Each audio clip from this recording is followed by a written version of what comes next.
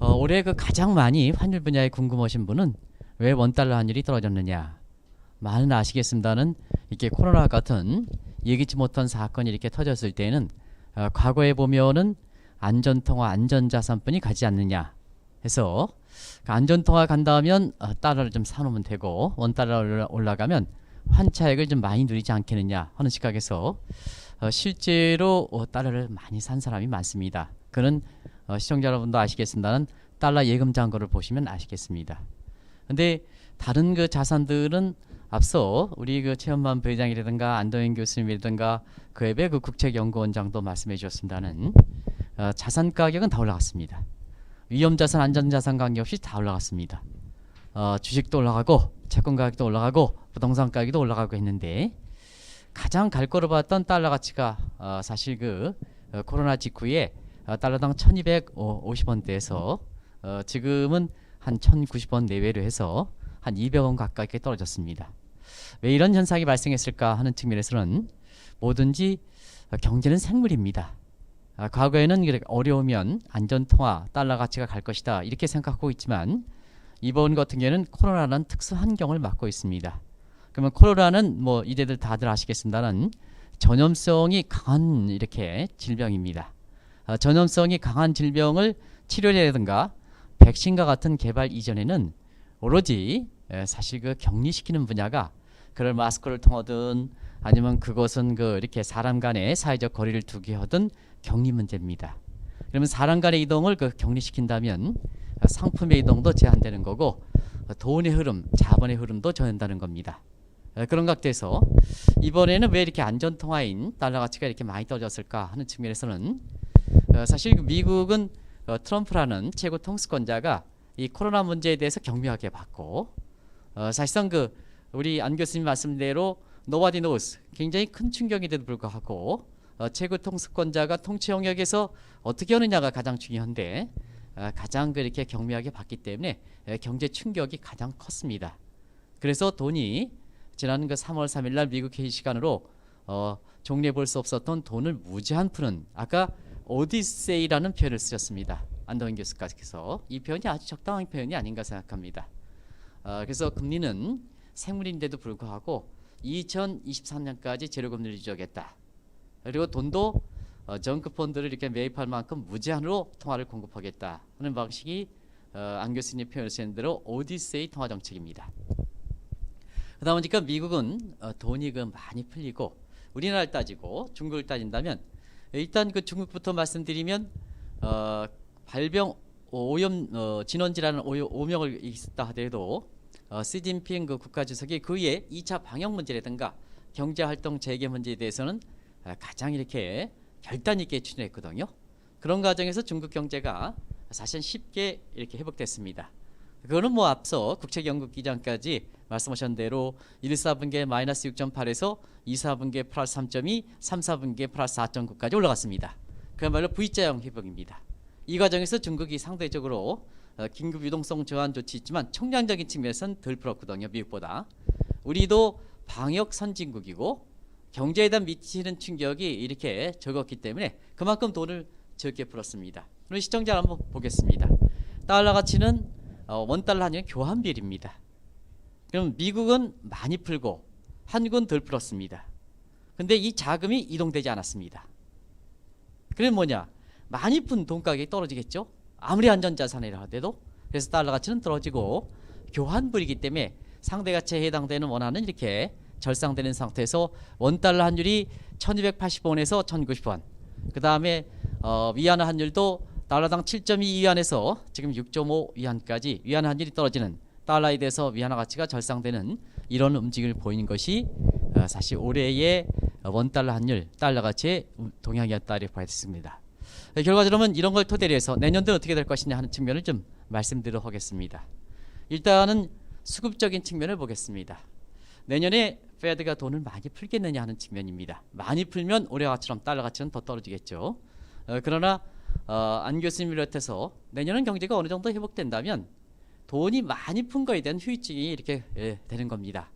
그런 측면에서 지금 주가가 거품이 우려될 만큼 그다음 미국도 주택시장의 가격이 우려될 만큼 거품이 실물 경제와 괴리된 현상이 발생하고 있지 않습니까?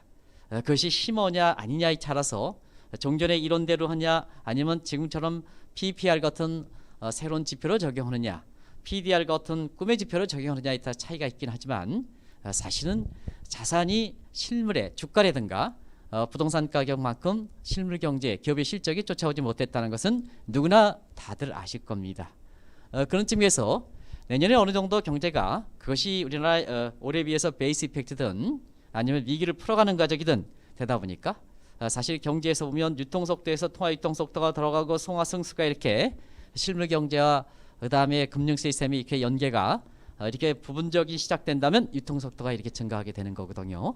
그러면 자산 부분의 거품이 그 다음에 물가 부분이 우려될 수 있는 부분이거든요. 그런 과정에서 보면 돈의 총량은 이렇게 사실 이렇게 공급하기는 늘리기는 어려운 상태입니다. 그래서 올해마처럼 미국이 돈을 많이 공급해서 달러 가치가 떨어지는 이런 현상은 내년에 가능성이 적겠다. 그럼 어떻게 할 것이냐? 결과적으로 병목 현상이 내년에 우려가 된다는 이거거든요. 그것이 기업 간의 격차든 계층 간의 소득 격차든 돈이 이제 흐르게끔 하는 게 중요하거든요. 총량을 해서 밀어줬으니까 이것이 골고루 이렇게 취약한 계층에 이렇게 들어가야 결과적으로 경제 전반적으로 경제 회복세가 되면서 실물과 금융의 연계성이 강화되면서 지속 가능한 성장이 되고 위기 극복이 되는 거 아니겠습니까? 그런 측면에서는 내년도에는 돈의 총량을 이렇게 공급해 주는 것보다는 오퍼레이션 트위스정처럼 돈의 총량을 그대로 준다 하더라도 사실 그 단기채를 매도해서 상긴 자금 가지고 장기채를 매입을 해서 장기채 금리를 떨어뜨려서 지금 뒤떨어지고 있는 실물 경제 부분 이것을 키우는 이런 쪽으로 가지 않겠느냐. 그래서 올해의 달러 가치를 가장 많이 떨어뜨렸던 페드의 총량적 측면에서 돈의 공급은 달러 공급은 그렇게 늘어나지 않을 것이다. 그러면 자 총량이 그대로 유지한 상태에서 자 달러에 대한 수요와 그 다음에 수요가 는다면 달러 가치가 강세가 되는 거고 수요가 줄어든다면 사실은 달러 가치가 계속해서 약세를 보인다. 이런 식으로 한번 보겠습니다. 그게 바로 달러에 대한 수급 문제입니다. 그러면 내년도에 크게 이렇게 위에 원장님이라든가 안 교수님이라든가 최원만 부회장의 말씀을 토대로 한다면 내년도에 큰 변화가 권력적인 측면에서는 트럼프에서 바이든으로 넘어가고 그 다음에 코로나 문제가 포스트 코로나로 넘어가는 겁니다. 그럼 어떤 문제냐? 첫 번째는 바이든은 넘어간다면 트럼프는 보호주의 이기주의다. WTO 탈퇴한다. 신파리 협상 탈퇴한다. 근데 바이든은 공생적 게임으로서 화합을 강조한다. 다자체를 복귀한다. 그러면 세계 교육이 증가해서 아무래도 세계 중심 통화에 대한 이런 부분에 대한 사실 수요는 증가할 겁니다. 이게 달러 강세 요인이 되겠죠. 그 다음에 포스트 코로나 되면 어찌됐든 백신이라든가 이런 게 되면 상품의 이동이 좀 이렇게 제한이 풀려진다. 이것도 이렇게 중심 통화인 달러의 강세 요인이 될 겁니다. 그러면 올해보다 달러가 강세가 될 것이냐 하는 측면에서는 내년에 달러 수요를 줄이는 요인이 있습니다. 가장 첫 번째 얘기가 디지털 통화 시대를 맞습니다. 아시겠습니다. 올해 5월 달에 디지털 위안화를 계기로 해서 내년에는 디지털 엔화, 디지털 유로화, 경우에 따라서 미국이 또 디지털 달러화, 우리도 디지털 위안화, 원화 이렇게 시범 계획 이런 측면에서 법정 통화에 해당된 디지털 대신 법화의 달러 대신해서 디지털 달러로 이렇게 된다면 현재 통화에 대한 수요는 감소되는 요인이 됩니다. 이게 달러를 약세시키는 요인이 되겠죠. 그리고 내년에도 미국과 이렇게 중국 간의 형태가 다르긴 하지만 계속해서 마찰이 된다 이렇게 본다면 탈달러 현상은 경제 다극 현상이 굉장히 심해지지 않습니까? 그러면 중심통화 중심태에서 통화의 주권 문제가 발생하는 거거든요. 그런 측면에서 내년에 탈달러 문제를 이렇게 가는 측면에서 달러 수요를 이렇게 감소시키는 요인이 있습니다. 이 또한 달러 약세 요인입니다. 그래서 총량적인 측면에서는 내년도에 달러가 추가적으로 약세가 될 수 있는 원달러 환율이 떨어질 수 있는 요인은 적다. 그러면 제한된 상태에서 자 달러 수요가 증가할 수 있는 부분이 다자 채널 이렇게 복귀되고 그 다음에 포스트 코로나에 의해서 상품의 이동을 자유로워진다면 세계 교역이 증가한다. 중심 통화에 대한 달러는 수요는 증가한다. 달러 가치가 강세가 된다. 이렇게 이제 되겠죠. 근데요, 탈달러가 된다면 달러 수요는 줄어들겠죠. 그리고 디지털 통화 시대 된다면 달러 수요는 줄어들겠죠. 그래서 수급적인 측면에서도 올해에 비해서 달러가 추가적으로 이렇게 하락하는 원화 절상되는 달러가 이렇게 회복되는 원화 가치가 약세가 되는 이런 측면은 그렇게 큰 변화는 없지 않느냐. 그러면 자 다음에 내년도에 원달러 환율을 이렇게 볼 때는 우리 원달러 환율에 관계되어 있는 주변국의 펀더멘탈 머큐리움을 보면 됩니다. 일단 미국 경제를 보겠습니다. 많은 분이 미국 경제 회복되겠죠. 당연히 올해 코로나 사태에서 기저효과 때문에 내년도에는 올해 미국 경제가 마이너스 3%든 마이너스 4%든 페드 입장대로 과거의 그 마이너스 5%에서 이번에 12월 달에 전망할 때는 마이너스 3%대로 이렇게 줄이긴 합니다는 그것이 어떻든 간에 지금은 이렇게 땅이 물렁물렁 상태에서 분기마다 성장률이 1%포인트 격차가 나는 상태에서 무슨 그 성장률 수준이 증가하겠습니까? 어찌됐든 내년도에는 사실 그 바이든이 오든 폴스 고라든 올해 기저효과 때문에 성장률은 미국 경제 성장은 3% 4% 플러스가 기록할 겁니다. 그러면 달러 강세가 될 것이냐 하는 측면은 또 다른 요인입니다. 왜 그러냐면 항상 국제 간 자금 흐름이라는 것은 미국 경제가 내년에 4% 3% 플러스로 된다 하더라도 중국이 8% 9% 가면 자금 흐름은 중국 쪽으로 가는 겁니다. 그런 측면에서 단순히 내년도에 미국 경제가 회복이 된다, 성장률 플러스가 된다, 달러 가치가 이렇게 회복돼서 달러 강세된다 이런 표현은 사실은 이렇게 상대적인 수익률에 따라서 이렇게 그 국제 간 자금을 흐른다는 측면에서 보면 주변국들 중국이라든가 아니면 유럽이라든가 한국의 펀더멘탈 측면을 같이 봐줘서 그런 시각을 유지해야 된다 이렇게 보시됐습니다. 그 대표적으로 내년도의 그 경제 위상에서 경제 패권을 계속해서 다룰 거를 보이는 중국은 내년도에 올해 조기의 경제 회복 때문에 내년도의 성장률이 예측 기간마다 다소 차이가 있긴 하지만 8% 이상 기록될 걸로 이렇게 보고 있습니다. 그리고 중국 경제가 이렇게 회복된다면 사실 주변국 중국과 관련된 국가들의 성장률이 상당히 높기 때문에 내년에 총량적인 측면에서는 이렇게 올해보다 달러 가치가 약세가 될 수 있는 요인이 없다 하더라도 이 자금 흐름이 어느 쪽으로 가느냐가 굉장히 중요합니다. 그런 과정에서는 일단 펀더멘탈 측면에서는 미국보다도 아까 안 교수님 말씀하신 대로 중국을 비롯한 신흥국 쪽으로 간다. 그러면 달러가 버리고 위안화가 수위가 증가 강세가 되고 달러는 버리고 약세가 되고 원화가 한국 시장에 들어오니까 원화가 이렇게 절상되는 원달러 환율이 떨어뜨릴 수 있는 요인이 된다 이렇게 보여졌습니다. 또 한 가지는 이러한 머큐리적인 펀더멘탈 측면이 아니라 정책적 측면을 보겠습니다. 자 내년도에 미국 민주당 정부가 들어옵니다. 아시겠습니다. 민주당 정부는 달러 가치를 결정할 때 트럼프와 달리 공화당과 달리 시장에 맡기는 제도입니다. 시장에 맡기는 제도입니다. 그래서 사실 그 민주당의 과거를 기조로 볼 때는 대체로 보면 공화당보다는 시장에 맡길 때는 달러가 약세가 될 수 있는 앞서 말씀드렸듯이 펀더멘탈 측면에서도 미국의 중국의 성장률에 비해서 낮기 때문에 사실 펀더멘탈 측면에서는 시장에 맡긴다면 한편에서는 캐시플로우 측면에서 미국의 트럼프 정부가 많이 썼기 때문에 재정적자 국가 채무 많죠.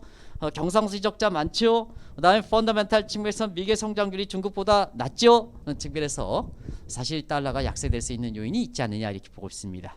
그러면 중국의 정책적 요인을 보겠습니다.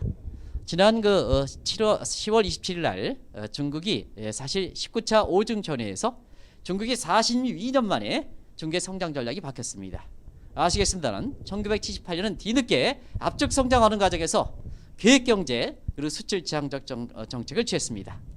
수출 지향적 정책이라면 중국 입장에서는 위안화 정책에 대해서 수출 경쟁력을 증대시킬 때 위안화 약세되는 것이 바람직스럽습니다. 다들 아시겠습니다. 그러나 중국이 경제 위상이 이렇게 미국과 패권 다툼하는 상태에서 종전에 마찬가지로 수출 지향적 전략을 추진했을 때에는 자 똑같이 수출 지향적 전략일 땐 경제 패권 다툼에서 미국과의 충돌이 불가피한 겁니다. 그리고 자기만 살겠다고 해서 수출을 계속해서 하면 주변국의 한국이라든가 대만이라든가 싱가포르를 안아줘야 되는데요. 똑같이 수출하면 사실 그들 국가를 끌어들여서 중국의 위상을 증대시키기가 어렵다는 얘기거든요. 그런 측면에서는 그들 국가의 수출 상품을 받아들여야 됩니다. 그러다 보니까 어떻게 했냐? 내수를 키워야죠. 그래서 42년 만에 성장 전략을 바뀌어서 중국이 내수 위주의 쌍순환 전략이라든가 그 다음에 세계 가치 사슬에서 홍색 공급망 전략을 취했다는 겁니다. 그러면 내수 위주의 쌍순환 전략과 내수 위주의 홍상 공급망에서 세계 가치 사슬을 미국 중심으로 둔다면 어떠냐? 중국의 위안화 문제에 대한 정책 문제는 절상적으로 가는 게 바람직했습니다. 그래서 정책적인 측면에서 미국과 이렇게 중국과의 그 외환 정책, 통화 정책 보면 위안화가 절상될 소지가 많다 이렇게 보겠습니다.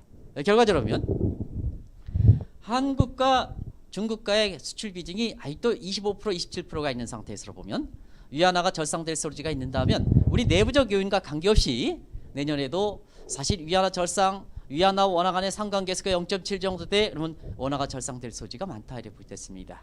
그래서 내년에도 자 우리 여건 관계없이 내년도 이렇게 딱 따진다면 사실 내년에도 원달러 환율이 올해와 마찬가지로 하락될 즉 미달러에 대해서 원화가 절상될 소지가 많다는 얘기입니다. 그러면 우리 내부적 요인을 보겠습니다. 자 우리 내부적 측면에서는 내년도에 바이든 정부가 들어오면 일단은 중요한 게 시장에 개입할 수는 없습니다. 왜냐하면 미국의 민주당 정부는 공화당과 전리 원칙주의자입니다. 시장에 맡기는. 그러면 사실 오늘도 미국의 환율 보고서가 느닷없이 발표했습니다는 자 2015년에 오바마 정부 때 바이든 부통령 시절에 교역정치법에 의해서 미국의 재무부의 환율 조작국에 대한 이렇게 지정 규정이 강화됐습니다. 그게 유명한 매넷 해치카법입니다. 그래서 대미 무역 흑자가 200억 달러 이상, 그 다음에 경상수지가 GDP에서 2% 이상 흑자 비율이죠.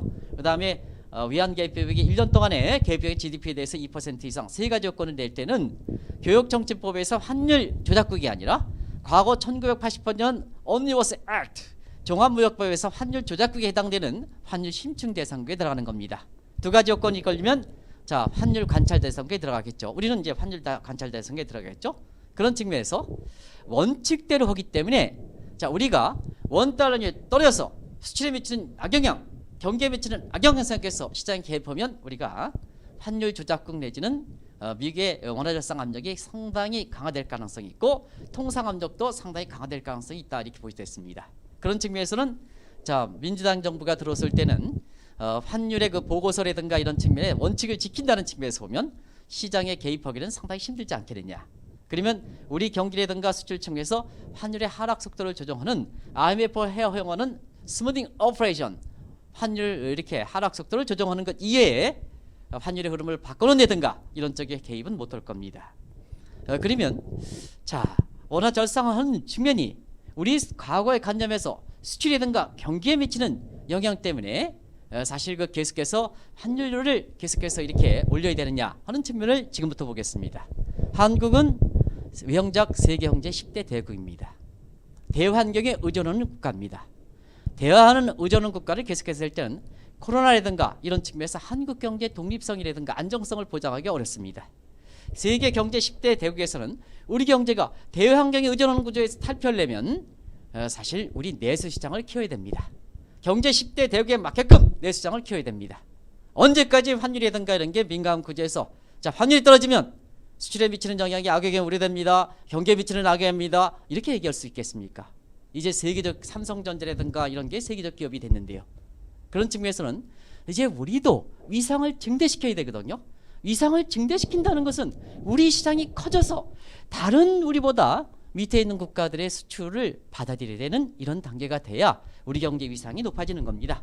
그게 원화의 국제화든 뭐든 이렇게 추진할 수가 있는 겁니다. 그런 측면에서는 현 정부 입장에서도 자 과거에 뒤늦게 우리가 일제 36년 시대 6.25 폐허에서 자 다른 학교 우리가 성장이 늦었습니다.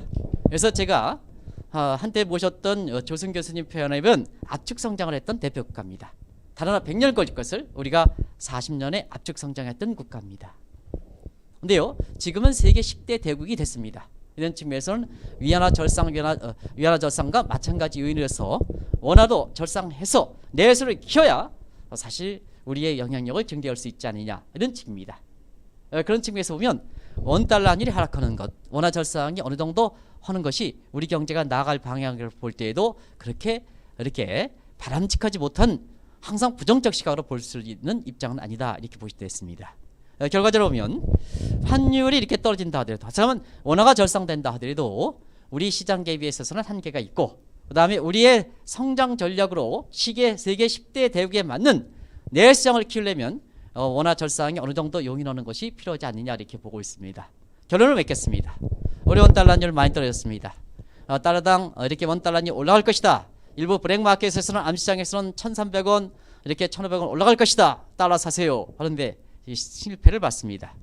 내년은 어떻게 될 것이냐 하는 측면에서는 내년에는 총량적인 측면에서 페드가 사실 그 달러 공급을 이렇게 제한시킨다면 올해보다는 원달러 환율이 이렇게 올해 코로나 직후처럼 미국의 돈을 많이 풀어서 달러가 초약세가 되는 이런 가능성은 적을 겁니다. 그러면 달러 가치가 많이 떨어졌다고 해서 일부의 뭐냐 차리피킹 차원에서 떨어졌으니까 올라가지 않느냐 이런 시각을 이렇게 본다면 외환 수급적인 측면이든가 미중 간의 머큐리적인 측면에서 펀더멘탈 측면이라든가 마스적인 측면에서 외환 정책이라든가 이런 측면에서 볼 때에는 사실은 그렇게 중국의 요인을 감안한다면 자 이렇게 가치가 차리피킹 차원의 원달러니 올라갈 가능성보다는 내년에도 떨어질 가능성, 하락할 가능성, 원화가 절상될 가능성이 높다는 얘기입니다. 그러면 우리 입장에서 보면 내부적으로 사실 시장 대비해서는 원달러니 수출을 증대치 않아서 돌려놓기가 상당히 힘든 구조다. 그러면 우리 성장 전략에 입장이 있으면 내수장할 때는 원달러니 어느 정도 이렇게 하락을 하는 것이 필요한 시기입니다. 하면 내년에도 원달러 환율이 떨어질 거로 이렇게 보고 있습니다. 그런데 문제는 코로나 직후처럼 미국의 돈을 사상 초유로 풀 수 있는 사태는 아니기 때문에 내년에는 일부 사람이 자 원달러 올라간다 해서 하락했으니까 내년도 많이 떨어집니다. 이런 시각에 그 하락 속도보다는 내년에는 둔화될 거로 이렇게 봅니다. 그러나 하락은 추세적으로 갈 거로 이렇게 보고 있습니다. 그래서 내년에는 원화 절상 추세가 이렇게 된다 하더라도 올해보다는 속도는 둔화된다 하는 측면이 내년의 전체적인 흐름이지 않냐 생각합니다. 그런데 내년에는 트럼프에서 바이든으로 그다음에 아베노믹스를 추진했던 실질적인 아베가 올해 그 8월 달에 이렇게 하고 스가 정부로 넘어가서 아무리 아베노믹스를 이어받는다 하더라도 주변국의 권력 구조가 되는 겁니다. 중국도 시진핑이 계속해서 맞지만 성장 전략이 40년 에 교체됐습니다. 이런 과정의 실제로 첫 번째를 맞습니다. 그러다 보니까 자 절상 추세상은 인다 하더라도 올해와 다른 것은 사실 환율 변동성은 상당히 커지지 않겠나 이렇게 보고 있습니다. 두 가지만 기업들이든가 달러를 갖고 있으신 분에는 말씀드리겠습니다. 환율이 많이 떨어졌다고 해서 내년에 올라간다 하는 측면에 차리피킹 차원에서 달러를 추가적으로 매입하는 시각에 대해서는 사실 다른 투자 수단으로 본다면 주식이라든가 이런 측면에 다른 투자를 본다면 달러 투자에 대해서 매력이 그렇게 큰 상태는 아니다 하는 걸 말씀드리겠습니다. 그래서 환율이 떨어졌으니까 관행대로 차리피킹 해야 된다, 달러를 보여야 된다 하는 측면은 이렇게 자제하실 필요가 있다 이렇게 보시면 됐습니다.